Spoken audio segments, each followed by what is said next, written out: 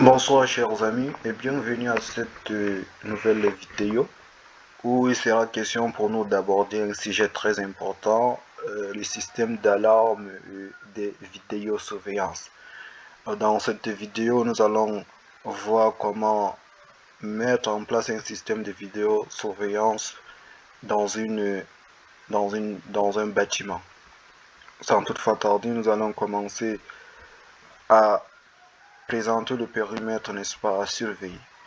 Tout d'abord, nous avons cette carte, ou bien la cartographie du bâtiment en question, où nous voulons mettre en place notre système de vidéosurveillance. Ici, nous avons fait l'analyse et localisé en fait les différents points où il, n'est-ce pas, faudra placer nos différentes caméras. On peut voir ici, sur notre carte, nous avons 3 et 5 caméras. Donc nous n'avons pas placé nous avons pas placé nous n'avons pas placé ces caméras d'une manière comme ça au hasard, mais à travers une analyse qui permet, n'est-ce pas, de telle sorte que cette caméra va couvrir toute la zone-ci ainsi que la zone-ci. Et également, ceci couvre la zone-ci et il va balayer également de ses côtés. Ceci, ça va couvrir tout au long du couloir-ci et le D va couvrir l'entrée. Donc, c'est notre carte, l'architecture du bâtiment en question où nous voulons mettre notre système de vidéosurveillance. Nous allons commencer par la première question, donc de savoir comment doter une caméra de la gestion de détection de faux mouvements. Nous savons tous que dans des lieux où il en dispose d'un système de vidéosurveillance, il y a souvent le déclenchement des alertes, n'est-ce pas, inutiles ou bien qui, n'est-ce pas, surgit seulement lorsqu'il y a un mouvement environnemental. Donc, comment est-ce qu'on pourra remédier à cela? Donc, pour remédier à cela, nous avons, n'est-ce pas, les différentes méthodes à utiliser. Premièrement, nous avons l'utilisation de l'intelligence artificielle et du deep learning, apprentissage approfondi.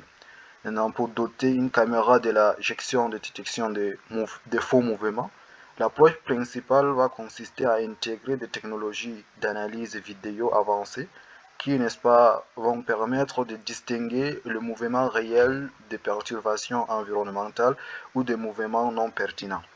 Donc, nous avons quelques méthodes, dont la première méthode, c'est l'utilisation de l'intelligence artificielle. L'IA, n'est-ce pas, ici va permettre, n'est-ce pas, d'entraîner des algorithmes à reconnaître et à ignorer des mouvements. On va utiliser ici des réseaux de neurones convolutifs. Donc on peut voir ici qui, n'est-ce pas, analysent les images et apprennent à identifier les caractéristiques distinctives des objets et des scènes. Nous pouvons prendre un exemple d'application. La distinction entre humains, animaux et véhicules. La caméra peut être, n'est-ce pas, entraînée à reconnaître visuellement les humains, les animaux et les véhicules, et à ne déclencher l'alarme que pour les humains, ou seulement pour des véhicules en dehors, n'est-ce pas, des aires de bureaux par exemple.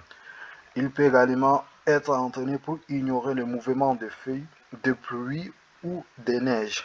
L'IA, n'est-ce pas, peut apprendre à identifier, n'est-ce pas, les motifs de mouvements associés aux feuilles qui bougent et à la pluie ou bien à la neige et à les filtrer pour éviter, n'est-ce pas, les fausses alertes. Nous avons également la détection de comportements suspects. L'IA peut être utilisé pour détecter des comportements anormaux, comme une personne qui rôde autour d'un bâtiment pendant une période prolongée, ou qui escalade, n'est-ce pas, une clôture. Et ces comportements sont plus significatifs des simples mouvements. Donc, comment ça va fonctionner ce système d'utilisation d'intelligence artificielle? Il va, n'est-ce pas, collecter des données, une grande quantité de données, vidéos et images est collectée, étiquetée et utilisée pour entraîner le modèle IA. Il y a également l'entraînement du modèle, l'intégration à la caméra, les modèles entraînés et intégrés à la caméra et intégrés pour intégrer si la caméra a une puissance de calcul suffisante, soit via un serveur ou un service cloud. Nous avons également l'analyse en temps réel. La caméra analyse les images en temps réel, utilise le modèle, n'est-ce pas, d'IA pour filtrer les mouvements, n'est-ce pas, des objets, les formes de mouvement des objets. Nous avons comme deuxième méthode la détection de mouvements avancés. Ici, il est question, n'est-ce pas, au lieu de simple détecter le changement des pixels entre les images, ce système analyse, n'est-ce pas, le mouvement en tenant compte de la taille, de la vitesse et de la direction de la forme des objets en mouvement. Si nous prenons un exemple, nous avons, n'est-ce pas, l'analyse de la taille et de la vitesse. Un petit objet se déplaçant rapidement peut être ignoré, par exemple un oiseau, ou bien le vent, ou bien tout ce qui va avec. Tandis qu'un grand objet se déplaçant lentement, par exemple une personne, peut, n'est-ce pas, déclencher l'alarme. Nous avons également l'analyse de la direction. Le mouvement dans une direction spécifique, par exemple, n'est-ce pas, une voiture qui passe sur une route, peut être ignoré, tandis que le mouvement dans une autre direction, par exemple, d'une personne qui se dirige vers une porte, peut, n'est-ce pas, déclencher l'alarme. Et en suivant ces étapes, donc, on peut, n'est-ce pas, éviter la détection de faux mouvements. Ici également, ça va suivre des objets. Comme fonctionnement, nous avons la caméra suit les objets en mouvement dans les temps de vision, analyse des caractéristiques, filtrage des mouvements. La caméra utilise, n'est-ce pas, des règles configurables pour filtrer les faux mouvements. Voilà. Après cela, nous allons voir ici les équipements que nous avons utilisés pour mettre en place notre système de vidéosurveillance. Nous avons premièrement la caméra build de la caméra IP. Les spécifications de cette caméra est que ça a une imagerie de haute qualité avec une résolution de 4 mégapixels et on peut voir ici et image colorée 24 sur 24 et ça veut dire même la nuit vous avez l'image qui est colorée.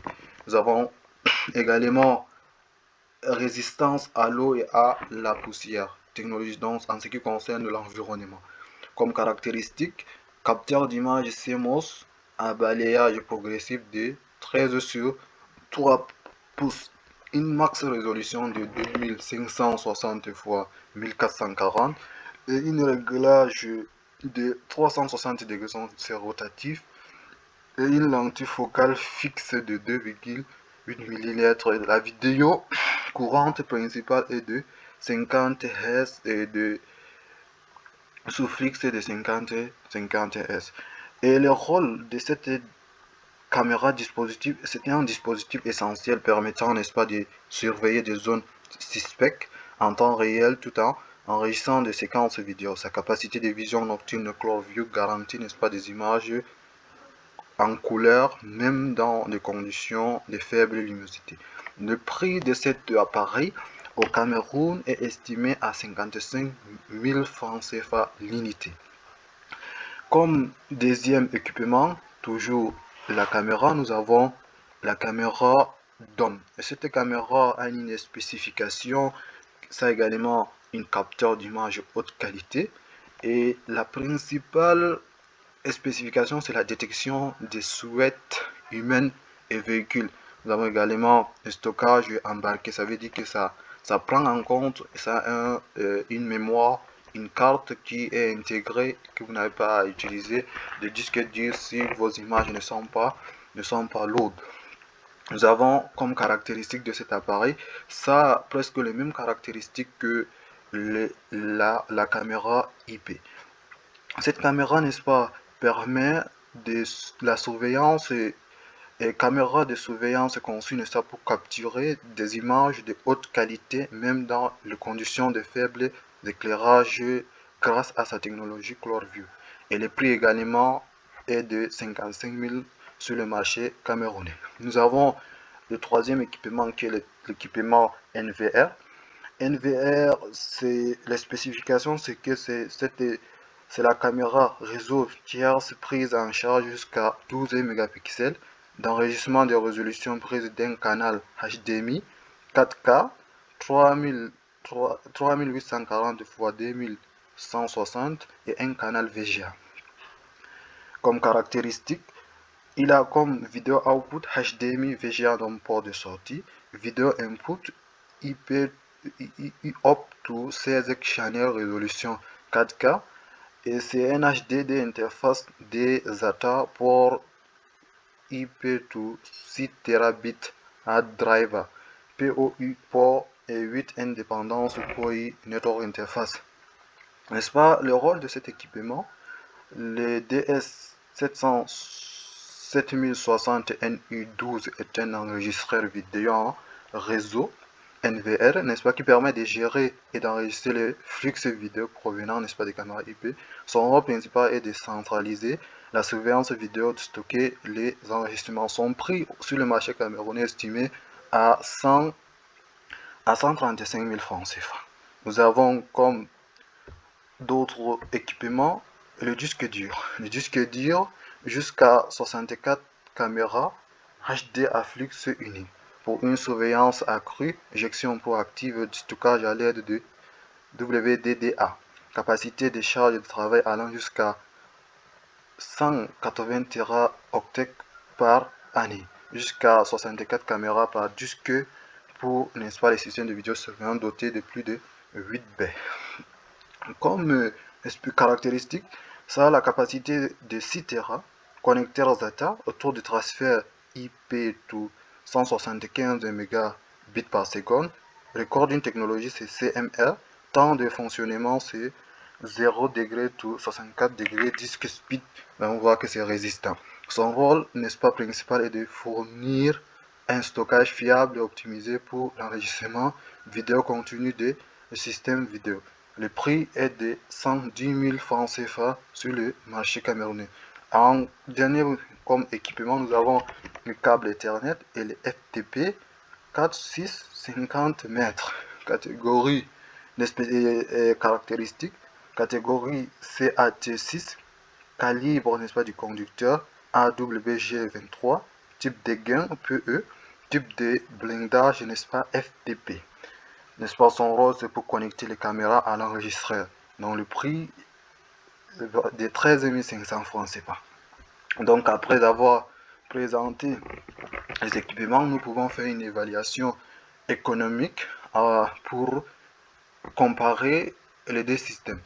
Donc ici, dans ce tableau, nous avons une estimation de coût, n'est-ce pas, initial pour mettre en place un système de vidéosurveillance. Ce que nous avons besoin d'un moniteur, la quantité c'est 1, le prix c'est 45 000 francs. L'équipement, nous avons besoin de la caméra IP vision nocturne, nous avons besoin de l'enregistreur NVR, nous avons le stockage des disques durs, le câble d'interconnexion et l'installation, ainsi que la configuration et la maintenance. Avec le prix initial et le prix total, et nous avons le total qui s'élève, n'est-ce pas, à 6 028 500 francs CFA. Après avoir fait l'évolution et l'estimation, nous pouvons, n'est-ce pas, faire la comparaison. Avant de faire la comparaison avec les systèmes de vidéosurveillance, nous passons d'abord à l'estimation où avant il n'y avait pas de système de vidéosurveillance où les services voulaient garantir la sécurité à travers des gardiennages. Donc ici, nous pouvons voir dans ce tableau les salaires dont ils devraient recruter des agents de sécurité. Nous avons les agents de jour et les agents de nuit. Donc pour être sécurisés en permanence, nuit et jour. Et parmi les agents, il faudra les payer leur salaire de base. Il faudra également payer les primes de risque. Il faudra payer le matériel. Et on voit que par mois, pour l'agent de jour, c'est 85 000 francs. Et par mois, pour l'agent de nuit, c'est 90 000 francs. N'est-ce pas, les frais de gardiennage s'élèvent donc à 175 000 francs sur une période d'un mois. Avec une estimation sur 3 ans, nous obtiendrons, n'est-ce pas, les différents, n'est-ce pas, chiffres suivants. Agent jour, 3 060 000 francs. Agent nuit, 3 240 000 francs. Nous avons un total, n'est-ce pas, de 300 000 francs. C'est pas pour le service de gardiennage sur une période de 3 ans. Avec les systèmes d'alarme, D'après l'analyse, n'est-ce pas, de GAN 3.4, le coût d'achat des équipements et d'installation du système de vidéosurveillance est élevé à 528 000 francs car la première année, il n'y avait pas de maintenance. Avec une estimation sur 3 ans, on a l'installation initiale qui est de 528 000 francs. C'est pas à partir de la deuxième année, de coûts de maintenance seront appliqués, soit un total de 100 000 francs en raison de 50 000 l'année, pour un total de 675 000 francs CFA sur 3 ans. En conclusion, lorsque nous analysons, n'est-ce pas, les rendements de chaque système gardiennage et vidéosurveillance, nous constatons que, n'est-ce pas, les dépenses effectuées seront réduites pour le système de vidéosurveillance. On a donc 6 300 000 francs CFA moins 675 000 francs. On peut faire une économie, n'est-ce pas, environ de 5 622 000 francs CFA. Bon, mais merci, chers amis, d'avoir regardé cette vidéo. N'oubliez pas d'aimer, de liker, de partager avec si ça vous a plu. C'est ciao.